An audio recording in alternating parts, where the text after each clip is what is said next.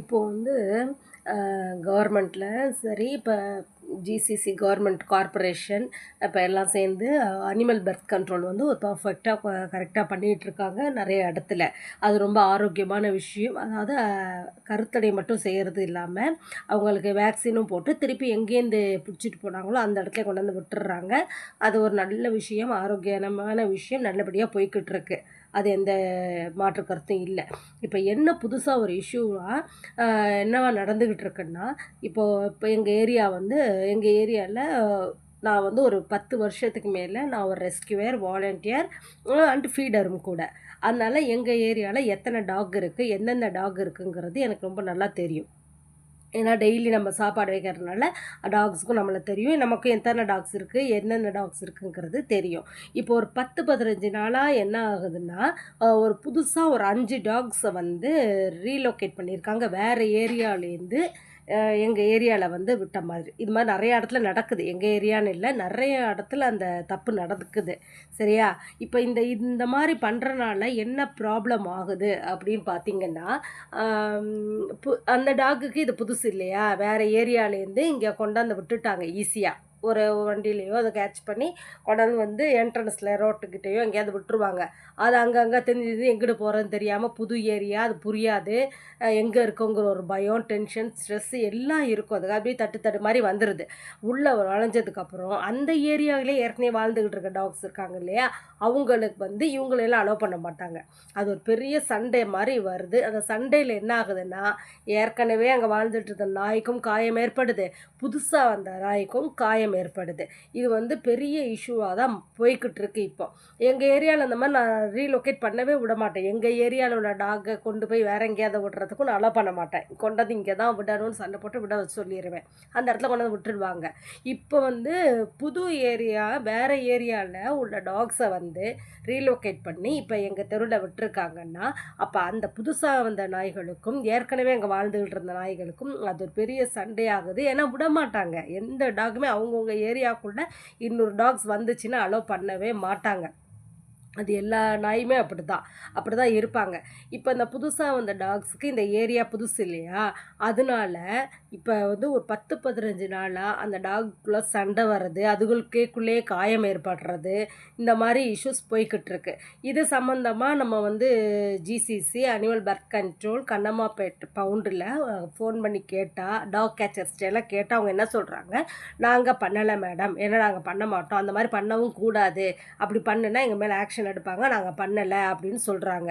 இன்னொன்று என்ன சொல்கிறாங்கன்னா, அந்த மாதிரி கொண்டு யாராவது டீலோகேட் ஆப்ரேஷன் பண்ணிவிட்டு திருப்பி கொண்டு வந்து விட்டுருந்தாங்கன்னா, அது கழுத்தில் காலர் இருக்கும்.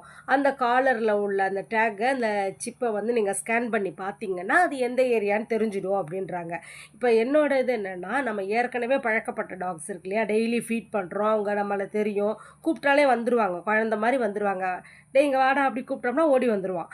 அந்த மாதிரி உள்ள டாக்ஸுனால் நம்ம பார்த்து ஸ்கேன் பண்ணி எடுக்கிறது ரொம்ப ஈஸி. வேலை முடிஞ்சிடும், தெரிஞ்சிடும் நமக்கு. ஏன்னா ஏற்கனவே இருந்த டாக் தானே, நமக்கு தெரியும். அந்த டாகை ஸ்கேன் பண்ணணும் கூட அவசியம் கிடையாது. இப்போ புதுசாக வந்த டாக்ஸ் என்னென்னா, ஏற்கனவே புது ஏரியாங்கிறது பயம், அங்கே இருந்த நாய்கள்லாம் துரத்துறது, கடிக்கிறது, அந்த சண்டை, அந்த பயம், இந்த மாதிரி இருக்கும்போது கூப்பிட்டா வரமாட்டேங்கிறாங்க. கூப்பிட்டா பக்கத்தில் போனாலே ஓடுறாங்க, இல்லைன்னா ஒரு மாதிரி அக்ரெசிவ் ஆகிற மாதிரி அவங்களோட இதை வெளிப்படுத்துகிறாங்க. இப்போ வந்து ஒரு வேளை சாப்பாடு போட்டு அவங்கள பழக்கிட்டு கொஞ்சம் பக்கத்தில் வர வச்சு பார்க்கலான்னா அவங்க வரவே மாட்டாங்க. ஏன்னா அவ்வளோ பயம். ஏன் நாய்கள்லாம் துரத்தி துரத்தி அடிக்கிறது. ஏன்னா அவங்க கத்துறதை பார்த்துட்டு மக்கள்லாம் பயப்படுவாங்க தானே, இது நேச்சுரல் தான். அவங்க சண்டை போடுறத பார்த்துட்டு மக்கள் பயப்படும் போது அதை விரட்டி விடுறது, கல்லை எடுத்து அடித்து விரட்டுறது பண்ணும்போது அதுக்கு வந்து ஒரு பயம் ஏற்படுது. அதனால் யார் கூப்பிட்டாலும் யாரையுமே நம்பாது. இப்போ நானே போய் சாப்பாடு வச்சுட்டு வான்னு கூப்பிட்டா கூட அது வராது, ஓடி போயிடும். அதை எப்படி ஸ்கேன் பண்ணி பார்க்குறது இந்த சிப்புன்னு தெரியலை. இப்போ இதுக்கு யார் ரெஸ்பான்சிபிலிட்டி எடுத்துக்க முடியும் சொல்லுங்கள்? கவர்மெண்ட்டில் அந்த ஜிசிசி அந்த கண்ணம்மா போய்ட்டு அந்த ஏபிசி அந்த பவுண்டில் கேட்டால் அவங்க நாங்கள் இல்லைன்றாங்க. டாக் கேச்சர்ஸ் அவங்கள்ட்ட ஃபோன் பண்ணி கேட்டால் அவங்களும் எங்களுக்கு தெரியல, நாங்கள் இல்லை மேடம், நீங்கள் ஸ்கேன் பண்ணி பார்த்தா தெரியுங்கிறாங்க. ஸ்கேன் பண்ணுறது பாசிபிள் கிடையாது. புது டாக் என்ன அதை அலோவ் பண்ண மாட்டேங்குது, பக்கத்துலேயும் வர மாட்டேங்குது. அதுதான் இஷ்யூ. அதனால என்ன சொல்கிறேன்னா, தயவு செஞ்சு ரீலொகேட் பண்ணாதீங்க. இதுக்காக தான் ரீலொகேட் பண்ணக்கூடாதுன்னு சொல்கிறது. விலங்கின தன்னார்வலர்கள் அத்தனை பேரும் நாய்களை ரீலொகேட் பண்ணாதீங்க அப்படின்னு சொல்கிறதுக்கு காரணம் இதுதான்.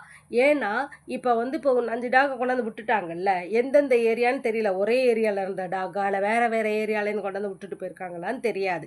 இப்போ கவர்மெண்ட் அதை செய்ய மாட்டாங்க, செய்யக்கூடாதுங்கிற பட்சத்தில் இது யார் செஞ்சுருப்பாங்கன்னா, யாராவது காசு கொடுத்து இந்த மாதிரி கொண்டு போய் விடுன்னு சொல்லியிருந்தாங்கன்னா கூட கொண்டாந்து விடுறதுக்கு வாய்ப்பு இருக்குது. அந்த மாதிரி விட்டுருப்பாங்களா என்னன்னு தெரியலை.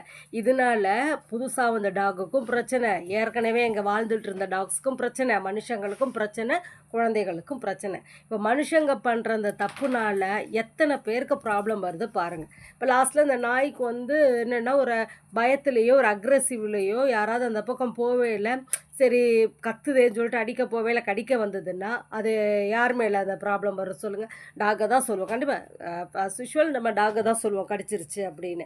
இதில் முழுக்க முழுக்க மனுஷங்க பண்ணுற தப்பு எத்தனை பேருக்கு ப்ராப்ளம் ஆகுது பாருங்கள். அவங்க ஏரியாவில் டாக்ஸ் இருக்கக்கூடாது, பண்ணுறதுக்கு இருக்கக்கூடாதுங்கிறதுக்காக காசை கொடுத்து ஒரு ஏரியாவுக்கு எங்கேயாவது கொண்டு போய் விட்டுருங்கன்னு சொல்லிடுறாங்க. அவங்க ஒரு ஏரியாவில் கொண்டு போய் விட்டுறாங்க. அங்கே உள்ள ஏரியாவுக்கு போனால் அங்கே உள்ள டாக்ஸ் அதை அலோவ் பண்ணாது. அவ்வளோ இஷ்யூ போய்கிட்டு இருக்கு. அதனால் தயவு செஞ்சு ரீலோகேட் பண்ணாதீங்க. அது பண்ணவும் கூடாது. அது ஒரு சட்டப்படி குற்றம். எத்தனை தடவை சொன்னாலும் புரிய மாட்டேங்குது. இப்போ இப்போ புதுசாக வந்த டாக்ஸை இப்போ நம்ம திருப்பி எங்கே கொண்டு போய் விடுறேன்னு தெரியல. கார்ப்பரேஷனில் கேட்டால் அவங்க நாங்கள் இல்லைன்றாங்க. இப்போ யார் கொண்டு வந்து விட்டாங்கன்னு தெரியல. இப்போ என்ன பண்ண முடியும்? அவங்கவுங்க ஏரியாவில் உள்ள டாக்ஸுக்கு அவங்க சாப்பாடு போட்டாலோ இல்லை உங்களுக்கு பிரச்சனையாக இருந்ததுன்னா ஜிசிசிங்க கார்ப்பரேஷன்லேயோ முனிசிபாலிட்டிலேயோ ஃபோன் பண்ணி இந்த மாதிரி சொன்னீங்கன்னா அவங்க கேட்ச் பண்ணி கூட்டிகிட்டு போயிடுவாங்க. பர்த் கண்ட்ரோல் பண்ணிவிட்டு வேக்சின் போட்டு திருப்பி அதே இடத்துல கொண்டு வந்து விட்டுருவாங்க. மேக்ஸிமம் அனிமல் பர்த் கண்ட்ரோல் பண்ணிட்டாலே அந்த டாக்ஸ் அக்ரெசிவ் குறைஞ்சி ரொம்ப காம் ஆகிடும். சாப்பிட்டா படுத்துரும், எந்த இஷ்யூஸ்மே இருக்காது. அதை பண்ணாமல் இந்த மாதிரி ரீலோகேட் பண்ணுறது ரொம்ப ரொம்ப ரொம்ப ரொம்ப தப்புங்க. செய்யக்கூடாது. அதை தான் நாங்கள் எல்லாருமே சொல்கிறோம், ரீலோகேட் பண்ணாதீங்க. இப்போ ரீலோகேட் பண்ணுறனால உங்களுக்கு பிரச்சனை முடிஞ்சு போச்சுன்னு அர்த்தம் கிடையாது. இப்போ அந்த டாக்கை கொண்டாந்து விட்டுட்டிங்கன்னா வேற ஒரு டாக் வரும். இப்போ அதே டாக் அங்கே இருந்ததுன்னா இன்னொரு டாக் அவங்க ஏரியாக்குள்ளே அலோவ் பண்ணாது. இப்போ நீங்கள் கொண்டாந்து விட்டுட்டீங்க, உங்கள் ஏரியாவுக்கு வேறு டாக் வரும். இது நடந்துக்கிட்டே இருக்கும். இப்போ எங்கள் ஏரியாவுக்கு வந்தால் கூட இப்போ பெரிய 10-15 நாள் இந்த டாகுகள் கூட சண்டை வருது. அதை எப்படி ஹேண்டில் பண்ணுறேன்னு தெரியலை. நாங்கள் தமிழ்நாடு அனிமல் வெல்ஃபேருக்கு ஒரு மெயிலும் போட்டிருக்கேன். டாக் கேச்சர்ஸ் இவங்கள்ட்ட எல்லாம் கூட பேசியிருக்கேன். பார்ப்போம், 2 நாள் வெயிட் பண்ணி பார்த்துட்டு பண்ணணும். இப்போ எதுக்கு இந்த வீடியோ போடுறேன்னா, தயவு செஞ்சு ரீலோகேட் பண்ணிட்டா நம்ம ஏரியாவில் டாக் நிறையா இருக்குது அப்படின்னு நினச்சி காசு கொடுத்து இன்னொரு ஏரியாவில் கொண்டு போய் விட்டுடுங்கன்னு சொல்லிட்டா ஒரு தீர்வு கிடச்சிரும், அதனால உங்களுக்கு ஒரு நன்மை நடக்கும்னு நினச்சிங்கன்னா அது பெரிய முட்டாள்தனங்க. அதை விட ஒரு பெரிய முட்டாள்தனம் ஒன்றுமே கிடையாது. அது செய்யவும் கூடாது. அது சட்டப்படி குற்றம். தயவு செஞ்சு ரீலோகேட் பண்ணாதீங்க.